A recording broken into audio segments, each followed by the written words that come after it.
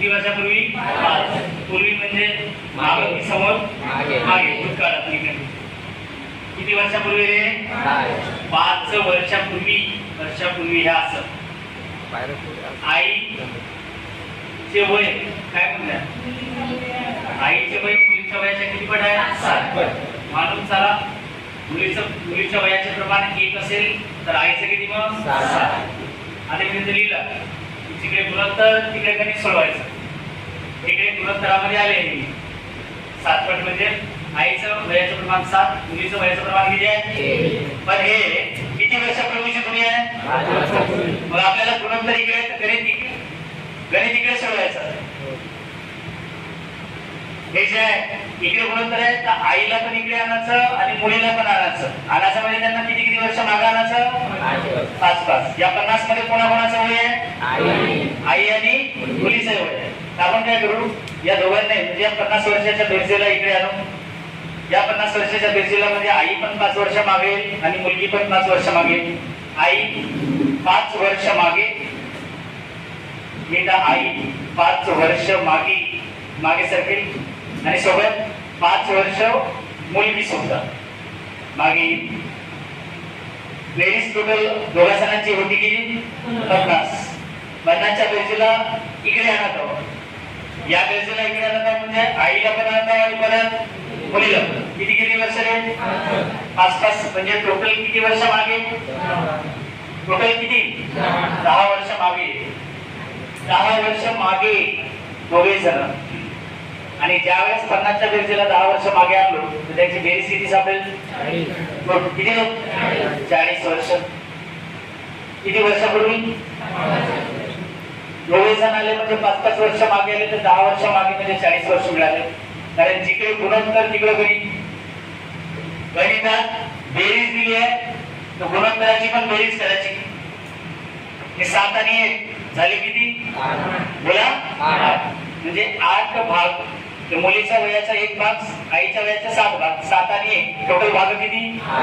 8 भाग बरोबर किती वर्ष सांगा? 40. 8 भागाला 40 आहे. त्याचा एका भागात आणा गणित सोडव. 8 भागाला 40, एका भागाला सांगा किती रे? 8 पंचे 40 म्हणजे एका भागाला किती वर्ष? 5. बरं, एका भागाला 5 वर्ष आहे तर 7 भागाला किती वर्ष?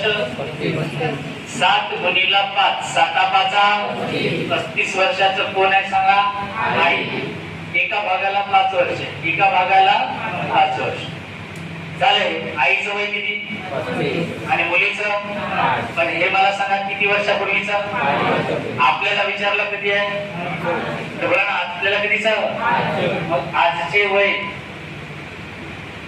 आई मुलगी ठीक आहे ना. मग आईचं वय 35 होता. ते आज जर येईल आई तर आई किती वर्षाची होईल सांगा रे? किती? 40 वर्ष. 40 वर्ष. आता हे इथून इकडे येत नाही म्हणजे 5 वर्ष पार करेल ना. आणि हे मुलगी 5 वर्षाची आहे 5 वर्षापूर्वी. आज इकडे आली किती वर्षाची झाली? समजत आहे सगळ्यांना? म्हणजे मुलीचं वय किती आहे सांगा? 10 वर्ष. बस फिनिश. हाच आपला आन्सर आहे. हे झाले त्यांचे आजचे वय. दुसरं 5-6 उदाहरण परत एकदा. दुसरं मला उदाहरण वाचा. काय? श्वेता आणि कोण आहे तिची? आई. श्वेता आणि तिची आई. तिथे गेलो. श्वेता आहे तिची आई. काय झालं यांचं? अच्छा हा. यांच्या वयाची बेरीज किती आहे? तिकडे मागे किती? 63 का 62? 63. हा. त्यांच्या नंतर काय झालं? किती वर्षापूर्वी? गणित जसं म्हणताय तसं जायचं, टेक्निक न सोडवायचं. किती वर्षापूर्वी? 4 वर्षापूर्वी. वर्षापूर्वी म्हणजे भूतकाळ की भविष्यकाळ? हे 4 वर्षापूर्वी. हे दुनिया कधीची? 4 वर्षापूर्वी काय झालं? श्वेता मग वेळेच्या श्वेताच्या आईचे वय त्यावेळेच्या वयाच्या किती पट होते? 4 पट होते. 4 पट म्हणजे श्वेताच्या वयाचं प्रमाण 1, आईचं किती रे? 4.